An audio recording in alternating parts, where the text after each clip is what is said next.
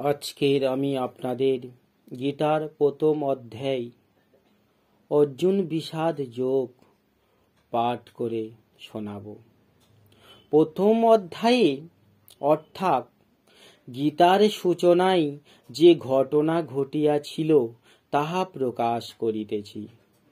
কুরুক্ষেত্রে প্রবেশ করিয়া অর্জুন উভয় সেনা দলে আত্মীয় স্বজনকে যুদ্ধার্থে প্রস্তুত দেখিয়া গাণ্ডীব ধনু ত্যাগ করিয়া যুদ্ধে বিরত থাকিয়া শ্রীকৃষ্ণকে বলিলেন, হে কৃষ্ণ, যুদ্ধে আগত এই আত্মীয়গণকে দেখিয়া আমার শরীর অবসন্ন হইয়া পড়িতেছে। আমি কিছুতেই এ যুদ্ধ করিতে পারিব না। যদি এইভাবে যুদ্ধ করিয়া জয় লাভ করি তাহাতে কি লাভ? কুলক্ষয় করা মহাপাপ। তাই তোমারে আমি মিনতি করিতেছি, আমার এ পাপ কার্যে নিয়োজিত করিও না। পরবর্তী ভিডিওতে আপনাদের দ্বিতীয় অধ্যায় পাঠ করে শোনাবো।